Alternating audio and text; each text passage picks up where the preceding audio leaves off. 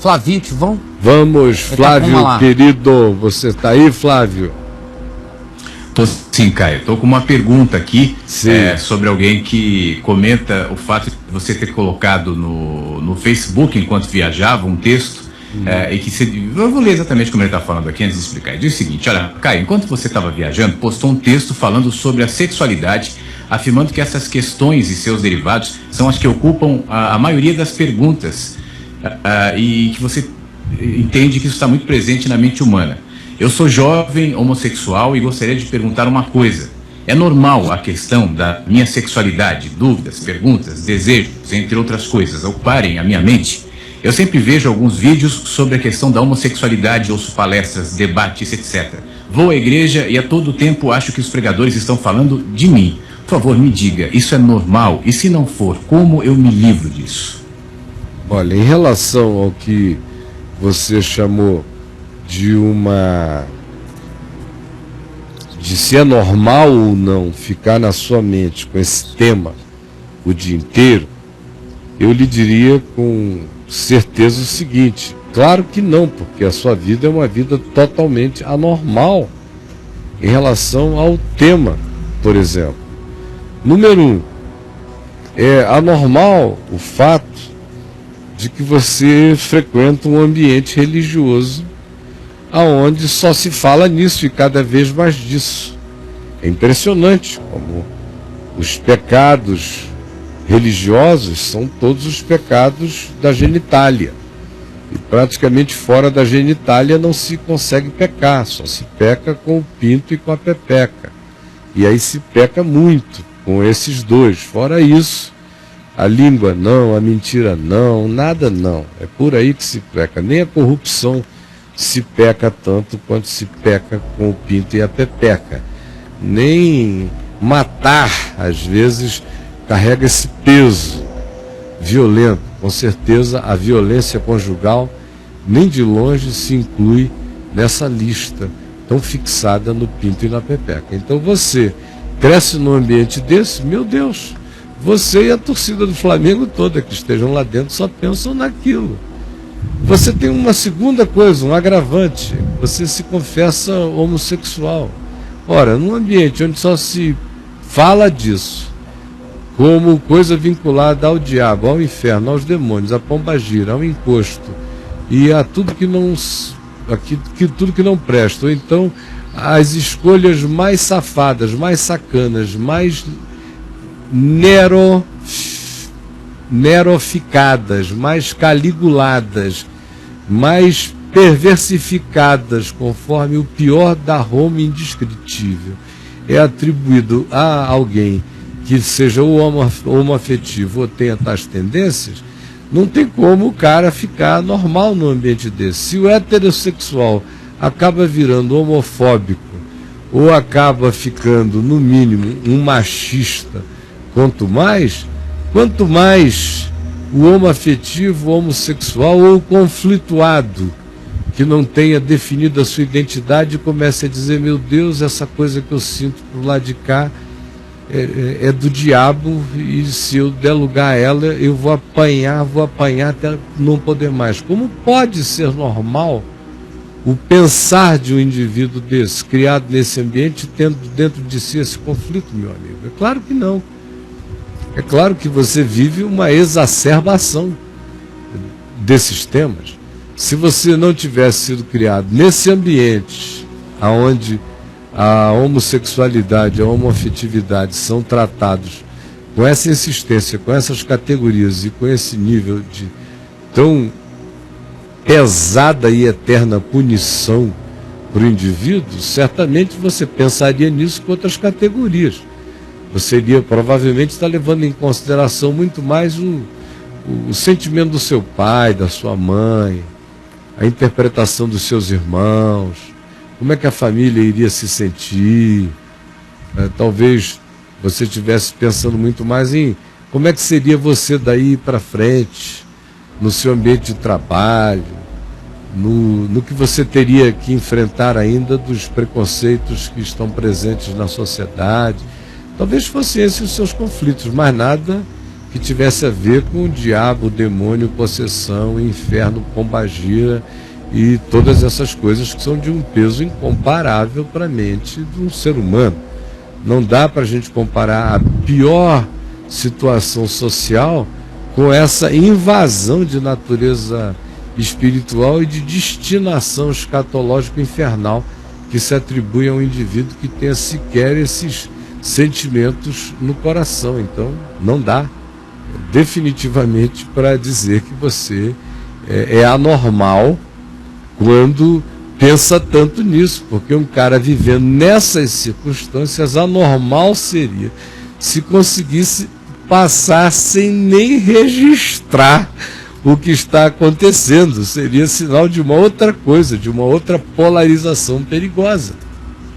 Agora, o meu convite a você é para largar isso, a não ficar tomado por esses pensamentos e ocupar sua mente com o Evangelho.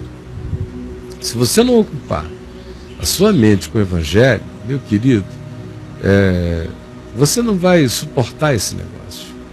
Ou você vai virar um sujeito extremado, um homossexualista ideológico, praticante do homossexualismo, para ficar tendo respostas apologéticas antirreligiosas e profundamente religiosas, como as do neo-ateus, para dar aos homofóbicos anti-gays da igreja, e vai virar um ser feio, um pitbull asquerosinho e terrível, fanaticamente esquisito, como um ser humano, algo assim repugnante quando comparado ao que um ser humano deve ser.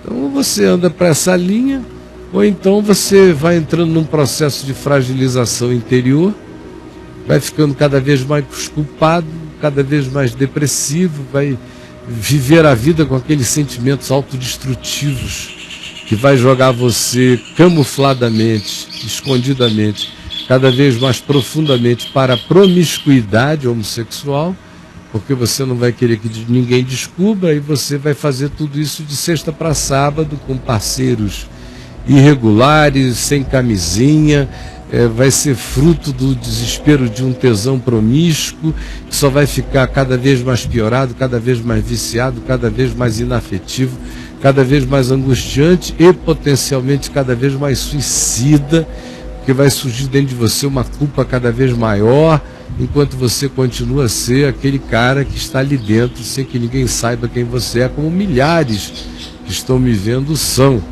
E aí tudo que é de coisa ruim se instala na humanidade desse indivíduo. Todo tipo de doença, de perversão, de reação. Ele pode virar publicamente homofóbico, tanto quanto ele seja homossexual. Ele pode se tornar para fora um legalista, tanto quanto ele seja para dentro o oposto daquilo que ele anuncia. Ele pode virar um esquizofrênico, feio, porque a esquizofrenia dele não seja a de ter surtos de ver o que não existe, ouvir o que ninguém mais ouve. É justamente de saber que ele prega uma construção na qual no coração ele não crê de modo algum. Então, isso no mínimo, para começar.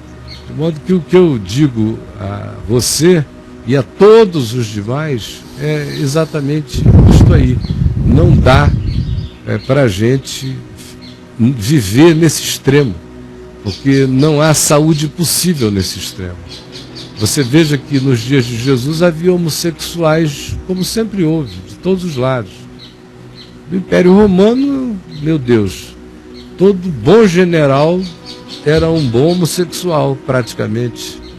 Era uma virtude na cultura grega.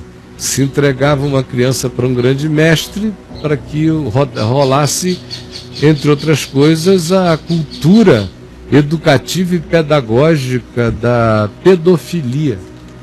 Então, Jesus existe nesse mundo, com todos esses temas. Você pensa que em Israel só existiam prostitutas, que não havia ninguém com coceira no lugar errado, lá na Palestina? Ora, se tinha, e tinha para todo lado. O que você acha que rolava nos palácios de Herodes? que era só relação heterossexual, falava de tudo, eram bacanais de todos os tipos e de todos os gêneros. O que você acha que acontecia na aristocracia rica e elitista de Jerusalém, às escondidas? Falava de tudo. E você vê Jesus fixado nesses temas. Você vê? Isso não é um tema na cabeça dele. Ele vai ensinando a gente a ser gente, a se tratar na verdade. Mas esse não era um tema na mente dele. Se esse fosse o tema dos temas, teria sido na boca dele, como por exemplo, o tema da palavra maldita, da palavra mentirosa, da palavra falaciosa, da palavra inventiva, da palavra que perverte a realidade, da palavra maligna, da palavra que transforma o que é naquilo que nunca foi, por uma construção. Ele chegou a dizer que nem precisava ir tão longe, mas acerca disso ele advertiu que de toda palavra frívola que disserem os homens, dela darão conta no dia do juízo. Ele considerou o poder de palavras uma coisa muito mais grave do que, por exemplo, essa fixação no pênis ou na genitália. Como, por exemplo, ele disse que aquele que pecar contra o filho tem perdão, que pecar contra o pai tem perdão, mas aquele que conscientemente atribuir às obras de Deus, a realização da graça de Deus, a presença da verdade de Deus na vida de alguém, e com consciência souber, e mesmo sabendo, publicamente atribuir aquilo que sabe que é genuinamente de Deus a uma obra do diabo, a dizer, ao invés de dizer Deus está sobre ele, o reino de Deus chegou sobre nós, porque esta é a palavra de Deus, é a verdade de Deus, mas ao contrário disser, este aí fala pelo poder de Belzebu, mesmo sabendo que o que está sobre ele é a luz do Espírito Santo, esse que assim fizer com essa consciência pecou contra o Espírito Santo deliberadamente, pulou de cara na espada eterna, se jogou no inferno, num suicídio contra a verdade. Então, você veja como as temáticas de Jesus eram outras, de outra natureza. Agora, habitando esse ambiente, meu amigo, o que se espera de um cara que vive no meio disso, que entra na internet e só procura sobre isso? Prova disso é que você chega aqui nessa hora e quer saber sobre esse assunto.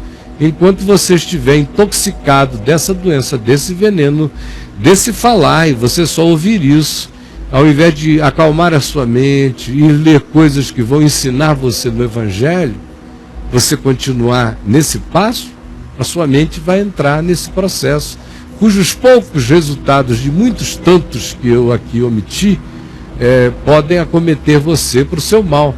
Também recomendo, dando as mesmas instruções, que você pegue o meu livro, Sem Barganhas com Deus, e leia, porque ele é adequado para quem está vivendo esse momento dessa agonia, desse inferno ongoing aqui no coração, esse inferno que não para, que não deixa de rodar dentro da gente. Stop it, vamos parar com esse negócio no nome do Senhor Jesus, pela palavra de Deus, para você ir se pacificando, se resolvendo, se tornando sereno, para ir se descobrindo em Deus em paz, e não pastoreado pelos acossamentos do diabo, pelas aflições do inferno, nem pelos pastores do medo culposo que só jogam você sentado no trono de Satanás, angustiado e dizendo, por que eu me entreguei àquele que eu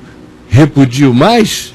É por causa disso, e não é para aí que você vai, é para aquele que disse, vinde a mim, todos vós, os que estáis cansados e sobrecarregados, e eu vos aliviarei. Tomai sobre vós o meu jugo, e aprendei de mim, porque eu sou manso e humilde de coração, e achareis descanso para as vossas almas, porque o meu jugo é suave, e o meu fardo é leve, e porque eu não contendo e nem grito nas praças contra ninguém, e porque eu não esmago a cana quebrada, e porque eu não apago a torcida que fumega. Senhor Jesus, aplica essa tua palavra ao coração, não só deste que me perguntou, mas de todos aqueles que porventura estejam precisando o discernimento da consciência, do teu amor na graça, e de como esses processos da culpa operam contra nós, só nos abismando mais profundamente nesse lugar pantanoso, aonde de culpa em culpa se anda e anda e se atola mais, não se vai a lugar nenhum a não ser para o fundo da angústia. Tira muitos desse lugar pantanoso agora, coloca os seus pés na rocha, aonde eles serão lavados e purificados, santificados e pacificados, para se darem paz e te compreenderem e se entenderem e se discernirem em ti. É o que eu te rogo, em nome de Jesus. Amém.